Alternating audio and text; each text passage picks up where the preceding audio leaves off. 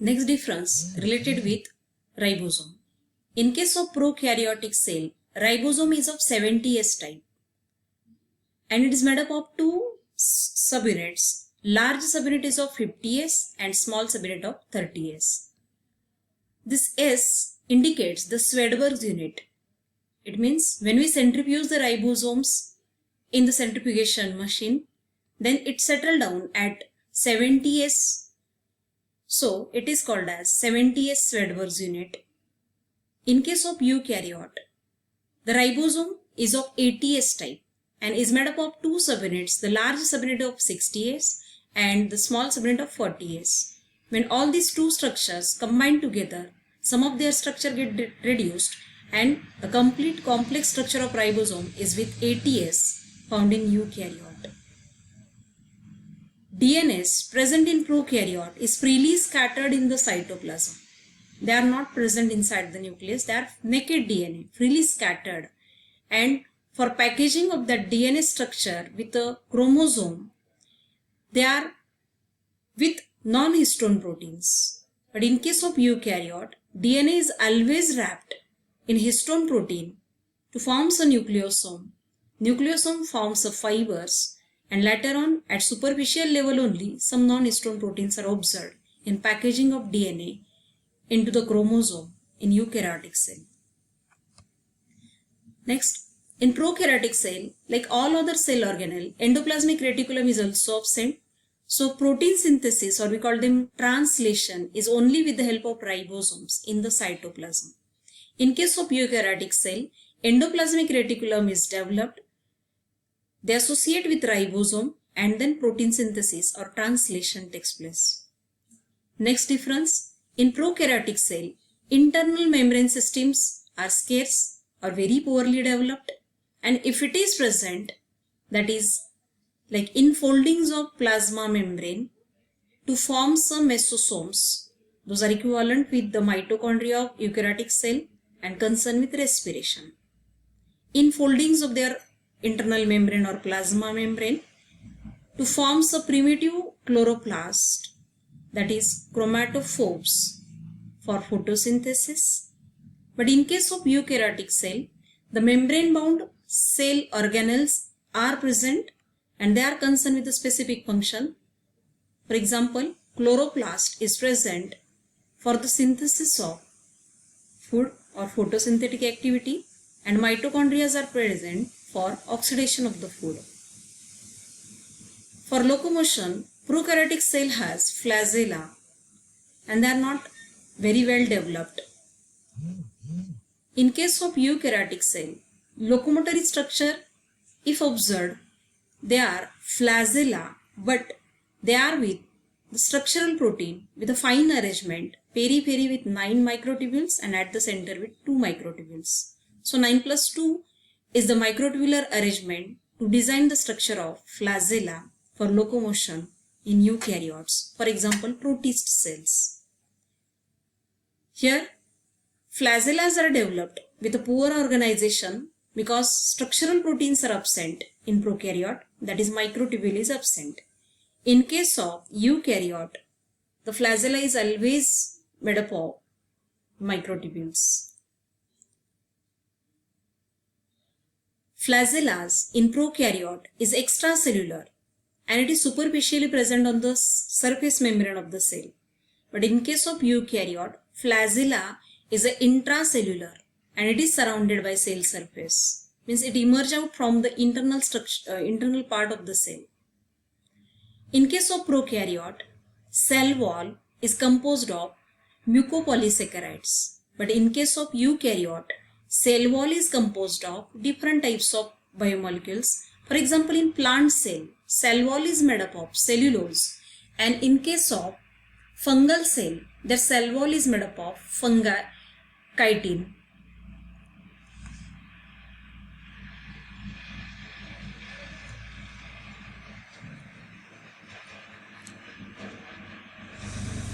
In animal cell wall is absent.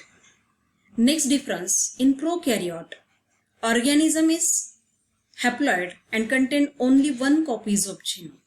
But in case of eukaryote, body is generally made up of diploid cell.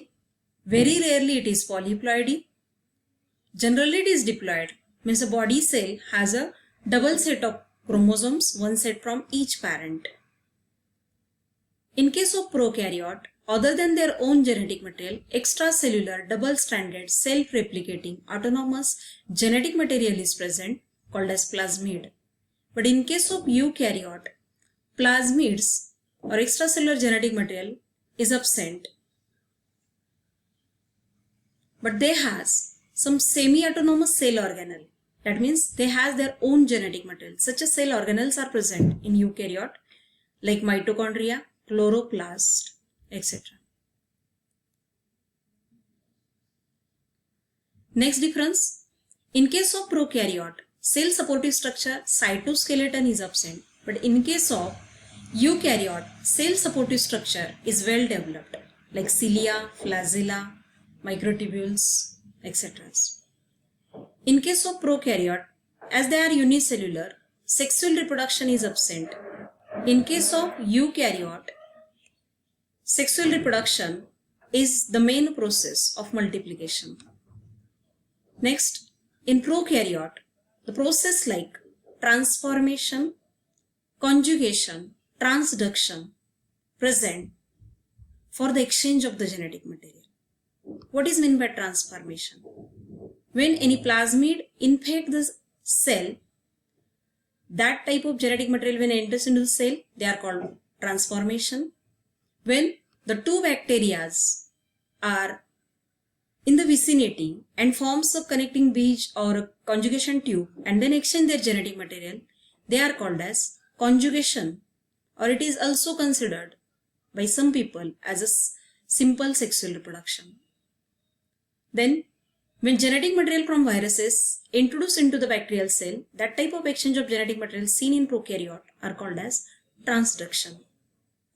In case of eukaryote, all such processes completely absent and genetic exchange occurs through the sexual reproduction only.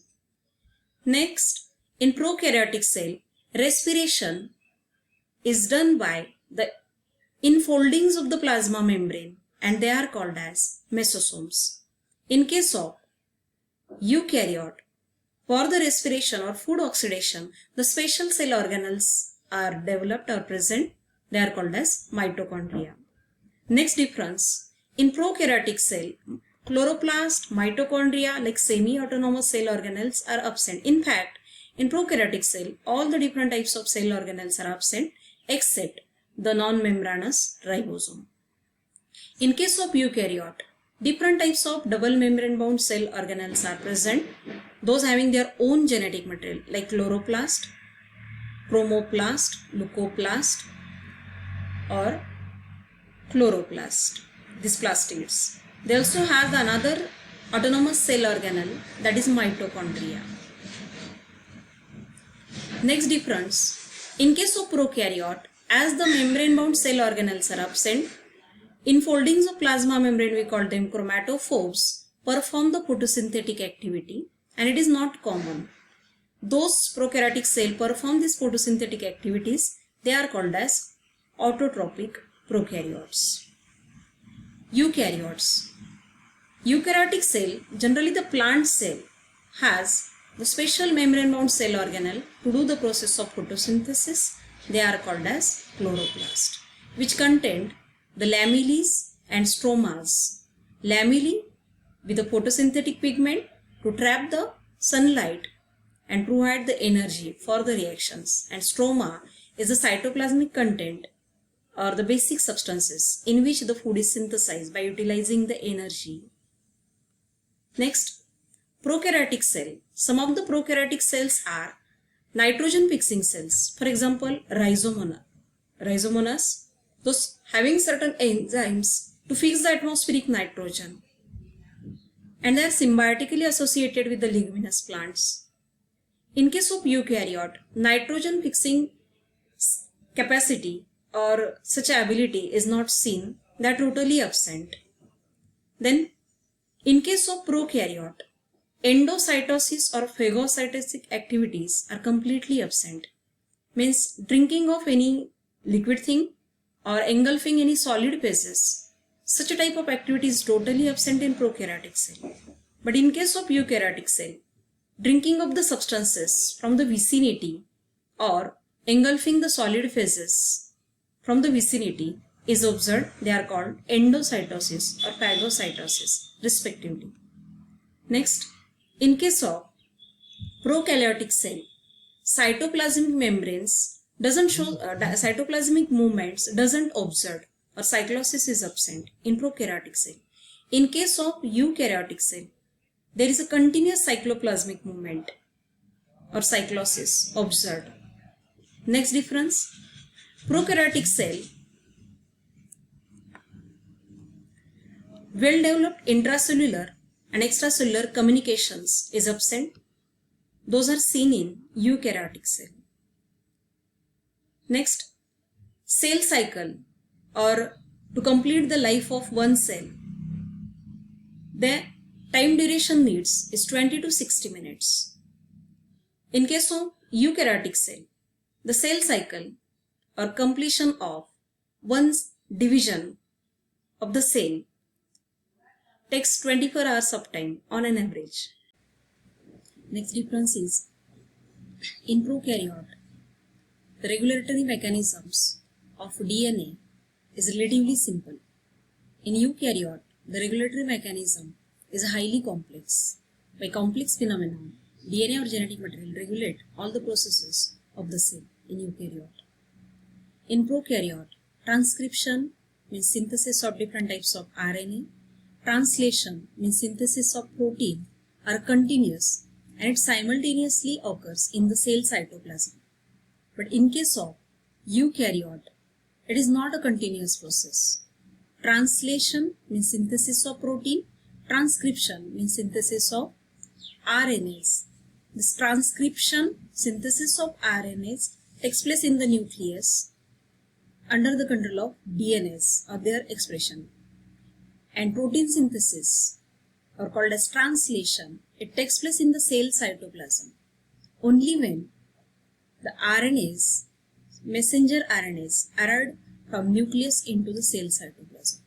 So, the transcription and translation observed in eukaryote as per the need of cell, but it is not a continuous process.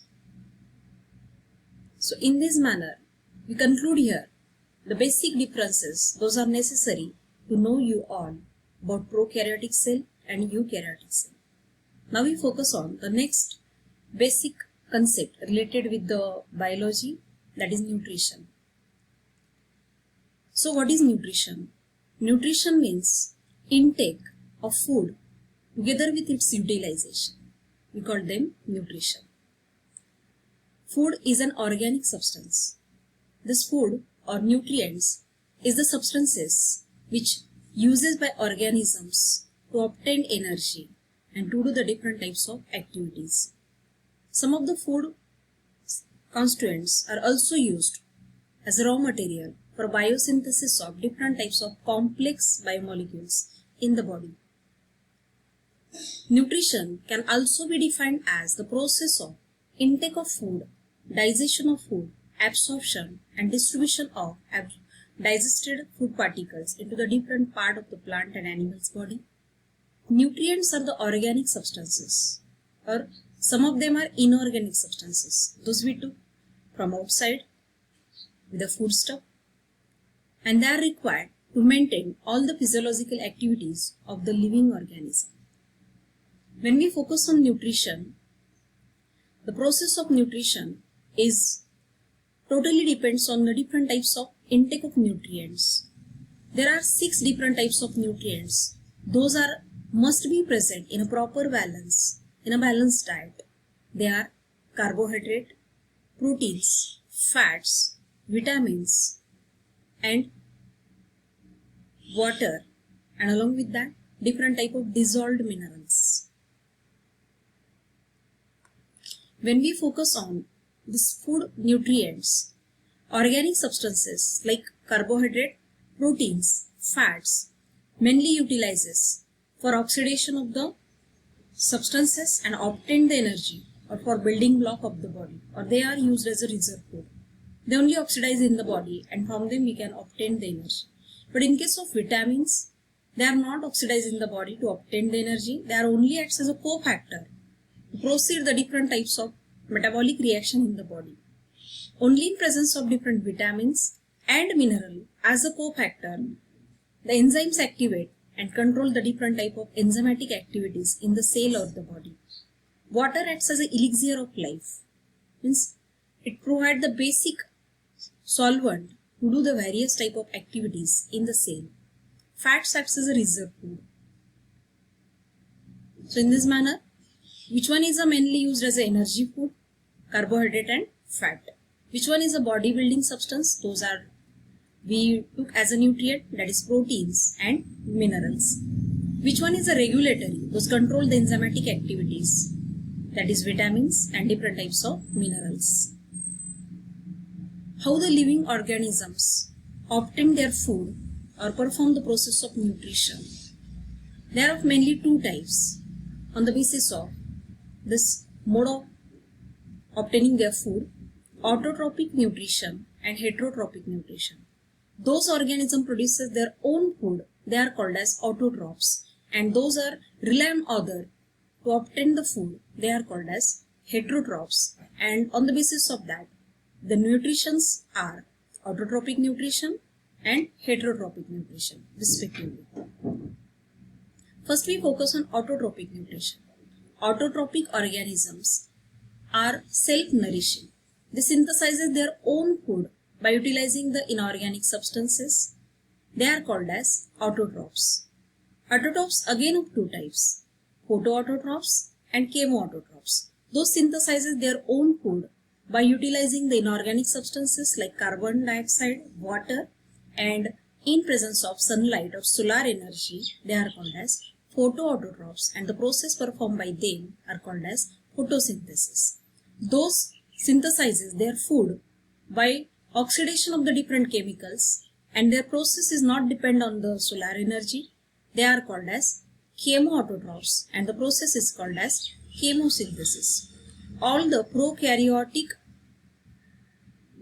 organisms, those having chromatophores or chloroplast, primitive chloroplast with photosynthetic pigments, they are called as green sulfur bacteria, different algae.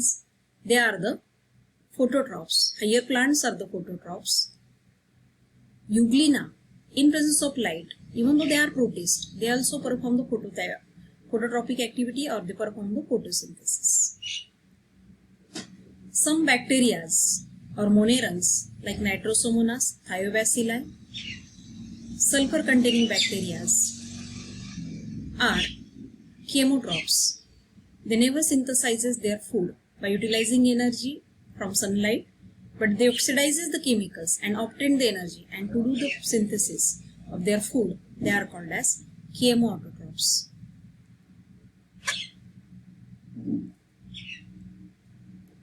Those are unable to synthesize their own food, they are called as heterotrophic organisms, and their mode of nutrition is called as heterotrophism.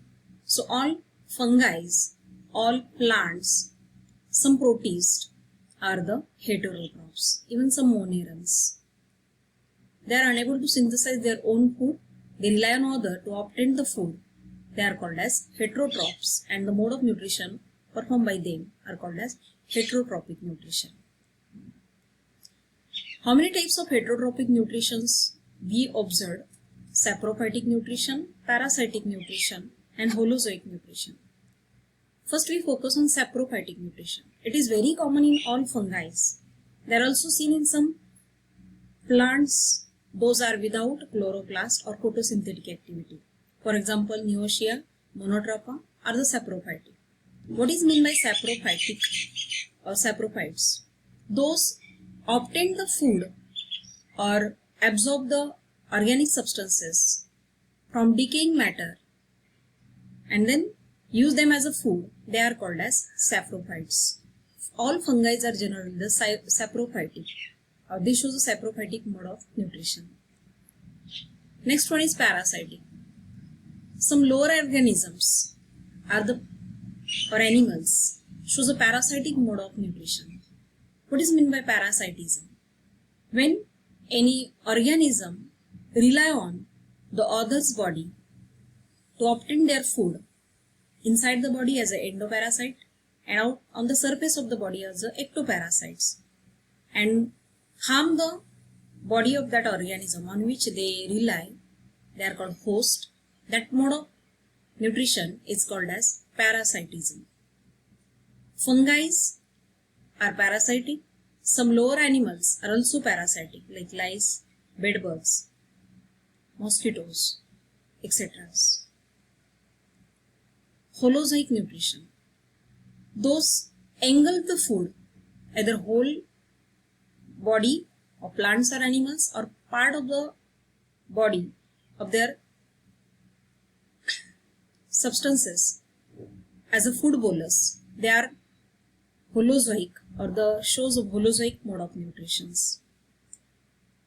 In this manner, to obtain the food, there are different mode of nutritions. Those rely on decaying matter called saprophyte. Those inside there, those absorb the substances from the other's body like blood eaters. They are called parasites or parasitic mode of nutrition. And those take the food or engulf the food, they are called as holozoic, and they show the holozoic mode of nutrition. This is a good example of holozoic mode of nutrition. This is an imaginary figure of amoeba. Those engulf the other animals or the organic matter. This is holozoic. Holozoic shows different modes. Herbivorous. Those animals rely on the plant as a foodstuff only. They are called as herbivorous, like all the herb eaters or grass eaters. Carnivorous.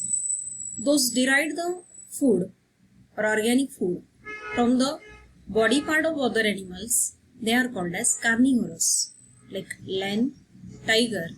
Omnivorous. Those can prefer both the types of food substances, like plant as well as animal origin. They are called as omnivorous.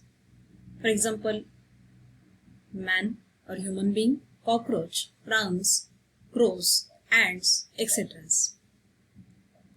Next introductory concept we have to learn about, that is growth or growth pattern seen in animals.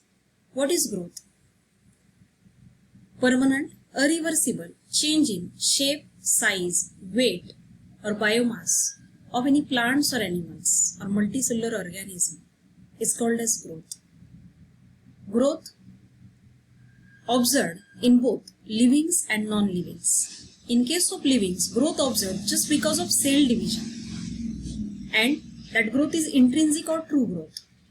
They changes their shape, size. In case of non-living beings, growth is extrinsic. For example, deposition of particulate matter on the surface of any physical thing increases their weight.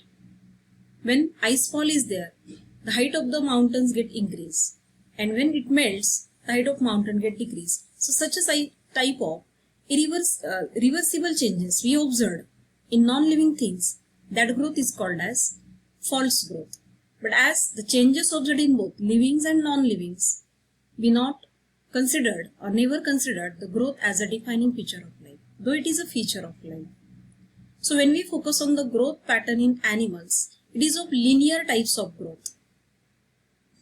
And when the girth of the body get increased, obesity is there, that growth is called as horizontal growth.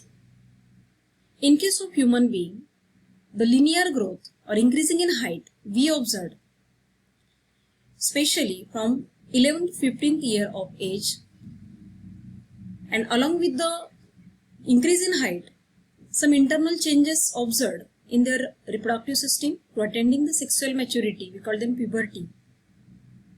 This type of growth is observed. Those are not visible, but their characters can observe. They are called as development. In case of human, the linear growth observed very fast from age of 11 to 20. Later on, it slowed down.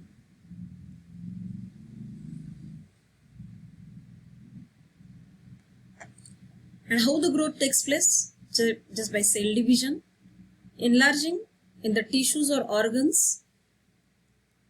So here is a growth curve. Those represent the linear growth in human body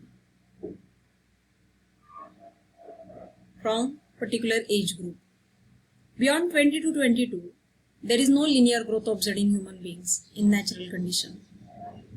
When the size of the body gets enlarged, that type of growth is called as horizontal growth, and it is observed as a obesity or obese, or we call them peripheral growth. So in this manner, we conclude here about the today's introductory topic related with cell structure, nutrition, and growth observed in animals. Thank you.